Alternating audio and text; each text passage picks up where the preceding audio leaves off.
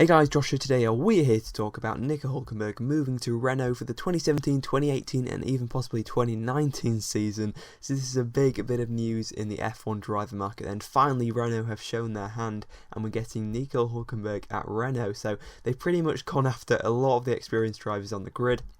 Valtteri Bottas, Carlos Sainz, Sergio Perez, and now what they've done is they've ended up with Nico Hulkenberg, so that's worked out very well for them, I would say, for all parties involved. I mean, I think everyone has a bit of a soft spot for Nico Hulkenberg.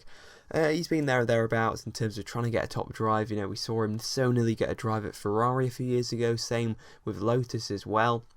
But finally it's happened, and it's happened with the Enstone team, of course, which they rejected him and signed Maldonado. But of course that actually worked out very, very well for Hulkenberg, because it meant that Lotus had Maldonado and they didn't do very well and had a pretty awful car and engine.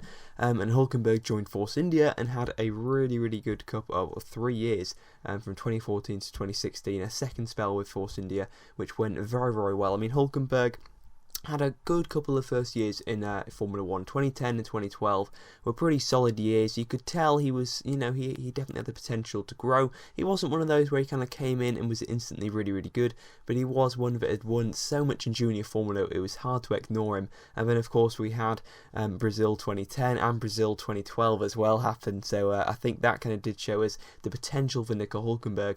When he joined Sauber in 2013, especially in that second half when that Sauber was actually decent, we really got to see what Hulkenberg was made of. And then, of course, joining Force India, he's been very, very good over these past 3 years, especially in 2014. Slightly tailed off, I think, during 2015, parts of 2016 as well. But I think he's a very, very solid driver, and I think a new environment, a kind of manufacturing environment, a kind of where the team is very much focused around him, kind of leading the team, I think is going to work out very, very well for Hulkenberg. I also think the new regulations are going to fit and kind of suit him more than, say, someone like Sergio Perez. So I think Hulkenberg is definitely the right man for Renault in 2017. I mean, they've been going after so many different drivers, but I think they've got a good driver in Nico Hulkenberg. But who's going to partner him then? That is one of the main questions. Apparently, it is going to be Esteban Ocon from what I've heard, and that will be, I think, very, very good news.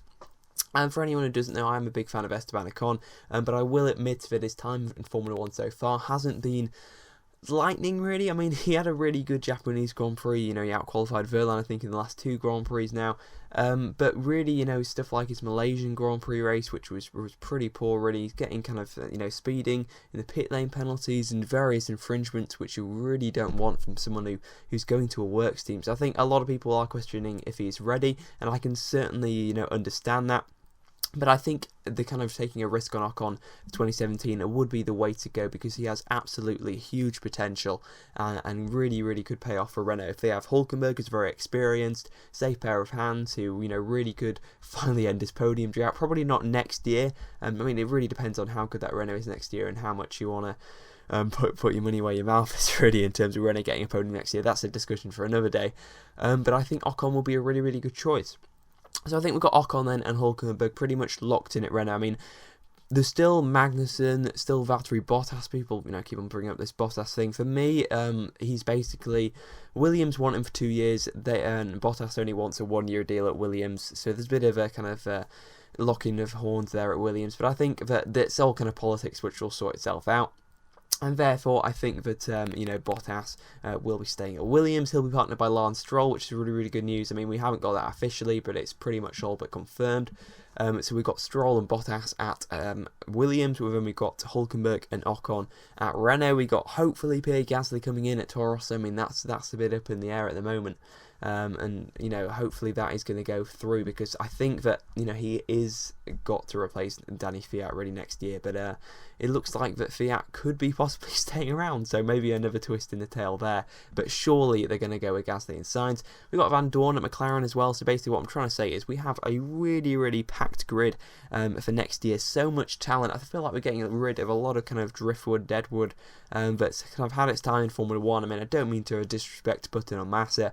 Both of them are solid drivers. Both of them could probably do a solid job.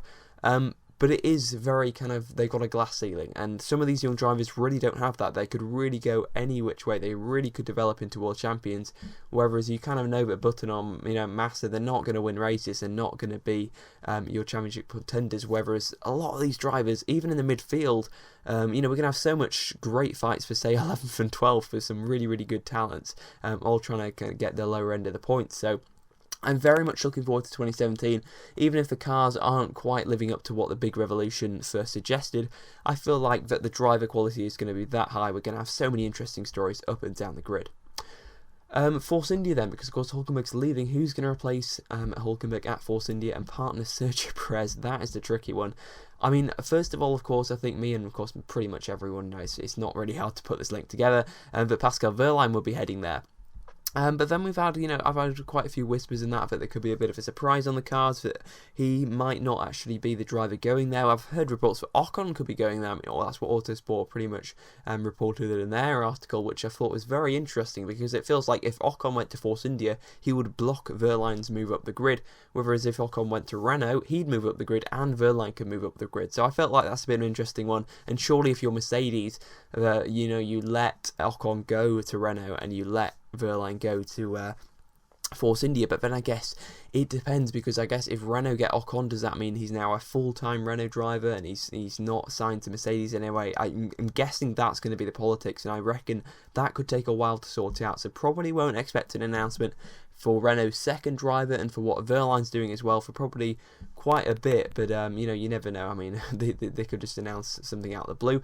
But for me, I think they're probably going to wait and see what happens over these next few races, see what the kind of Wehrlein-Ocon dynamic, kind of how that plays out, and then what Renault offer for Ocon, if they want him full-time, or if they can continue with this kind of loan lease, where Mercedes could really just pull him out of that Renault team and place him in the Mercedes team anytime they want. Surely if you're Renault, you want Ocon for the long term. So I think the way it's going to go, we're probably going to get Ocon at Renault alongside Hulkenberg, and then hopefully Wehrlein at Force India. But I've heard quite a few rumours that we're going to get, Nikita Mazepin. But I have faith in Force India. They always tend to hire drivers on talent and fire drivers, who aren't performing. I think they fired and hired Sutil for that same reason. So I know from first hand that Force India do hire drivers on talent and not really on their budget. I mean, of course, it does help if they have a budget like Perez, but of course, Perez has heaps of talent as well. So I think they're trying to look for kind of drivers with a bit of money, but also a huge amount of talent. And one driver that fits that bill very well, who's a bit of an outside bet, is Antonio Giovinazzi, who's leading the GP2 Championship going into the final round. And it will be fantastic if Giovinazzi would line up alongside Perez. If it's not going to be Wehrlein, I really hope it's Giovinazzi. Also reports of Magnussen and Danny Fiat as well, possibly heading there. That's a bit of a kind of, outside bet, but I guess it would be a bit of a straight swap then for Renault, Hulkenberg to Renault, and then Magnussen to Force India, possibly part of the deal. It could have been that, but I think that they would be, decent choices, K-Mag and Fiat, but I think Wehrlein or Giovinazzi would definitely be my choice for that second Force India seat. And then, of course, we have the Manor seats as well. If both Wehrlein and Ocon are moving on, who's going to take the Manor seats? We've got the Sauber as well. And it's very difficult, really, to suggest who will be driving for both Manor and Sauber. We'll probably know more kind of January, February time. They'll probably leave it pretty late.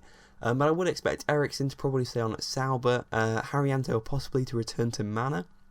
Palmer probably could partner, him at Manor, because he's got a fair bit of money. Haryanto's got a fair bit of money. I mean, Manor are going to need money because they're going to lose a lot from not running the Mercedes young drivers, which means they're going to have to pay full price for their Mercedes engines. There aren't really any of the Mercedes young drivers who they can kind of put in there, if anyone's wondering, unless Mercedes do sign anyone over the winter and then place them in the team. I do like the idea of really, of the smaller teams running young drivers. It means we get good quality drivers who have a big future in F1, and it also means that the small teams can survive because they get cheaper engines. So I think it's pretty much a win-win. So, Manor, I'm probably going to go with Haryanto and Palmer. That's very, very hard to predict. I mean, we got Jordan King we could probably throw in there as well. We got Kevin Magnussen, Danny Fiat, if they want to go down to Manor or Sauber, if they want to pursue, other avenues. I mean, if you're someone like Kevin Magnussen and say you get an offer from Manor or get an offer from Sauber, would you take it, or would you probably just go to the World Endurance Championship, to the DTM, to IndyCar, to Indy Lights, and just try and set up your career there, really? Because you can kind of waste a few years. If you just look at drivers like Heikki Kovalainen, Timo Glock, I think many of them have come out and said afterwards that they wish they never moved there, and they wish they just kind of gave up on F1 and started their journey elsewhere. You know, I know Glock's in DTM now, but I'm probably guessing that he would rather he started that a lot earlier. But then, of course, he did have offers from other teams, which he probably should have taken. But, you know, new team, you know, new excitement, and that didn't quite work out for him. Anyway, it probably won't work out for Magnussen either. I mean, if you're going to move to Manor, you really need to be kind of a young driver, I think, that has a pretty big future in F1, and it's a good kind of starting place. Sauber's going to be difficult next year. They're running a year-old engine. Possibly we'll see Giovinazzi at Manor or Sauber. He, you know, does bring big backing and is a very talented driver. So I'm hoping it's going to be Giovinazzi, but, you know, we'll have to see who does go there in the end. And it's probably quite hard to predict. Probably make a video closer to the time. Now it's your turn to make your predictions for the remaining seats on the F1 2017 grid. You can leave them down in the comment section below, and also let me know what you think about Nico Hulkenberg's move to Renault. Is it the right move? Should he have stayed at Force India for another year? Or is Renault the team to be at? And how far up the grid can Renault get? And will they win a championship within the 3 years Hulkenberg has signed the contract for? Let me know all that down in the comment section below. Until next time, goodbye.